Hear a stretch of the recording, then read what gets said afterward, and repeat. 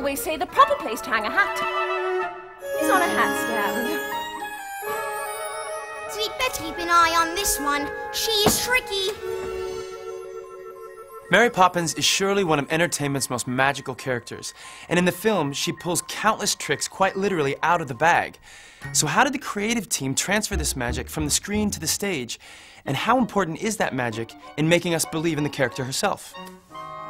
P.L. Travers once said that Mary Poppins could see over the rim of the world. Mary Poppins had this ability to see things with a different dimension, and I think what she brings to the children in the story and what she brings to everybody who sees it, reads it or sees it on screen or stage is the perception that there is magic in the world. We needed to have an element of magic in the production that was firstly theatrical magic that you can create through lighting and certain effects that you would have in all shows, I guess, but that there had to be an element of real magic that happened before your eyes. I don't think you could tell the story of Mary Poppins without some elements of magic. And actually the simplest things work. I mean, I just love it when the cake rises and the cherry appears on the top. You know, that's a simple old gag. To create the magic used in Mary Poppins, the producers turned to celebrated theatrical illusionist Jim Steinmeyer, famous for his work with magicians including David Copperfield and Siegfried and Roy, and for the flying effects, the legendary Flying by Foy, who have set new standards for flying on the Broadway stage for over 50 years. All the magic used on stage is magic that you could have seen used at the exact time the show is set in.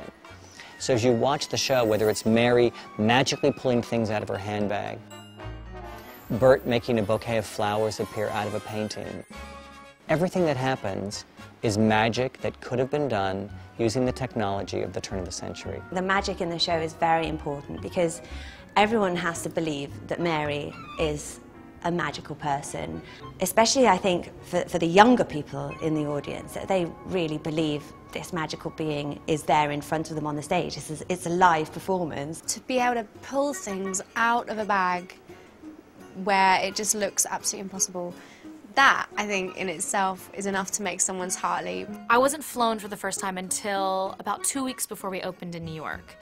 And it's really become one of my favorite moments because I can see the faces of people for the first time and just see how everybody's reacting. The magic tricks do, inform the bank's children of the way in which Mary operates.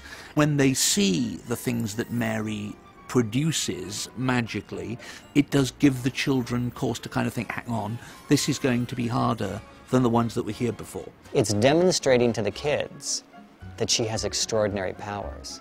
And yet, if they asked her, how did you do that, she'd say, do what? It's so quick. It's the way she works. The minute you can question it, she's off onto other things. That's what I love about Mary Poppins. I love the fact that this character involves children in things, and then the moment afterwards, after it's happened, she's almost questioning it and saying, did that really happen? You know, and I think that's what makes her so magical. Jane, did that really happen? Yes, but how? Mary Poppins, of course. So all her magic leads to teaching them a lesson. Because we see she can do magical things, we're drawn to her more, and we listen to her more. This wins over the children rather quickly, and I think in a similar way wins over the audience. It's not just Mary who's responsible for all the show's magic, though. Some of it seems to rub off on other characters, too.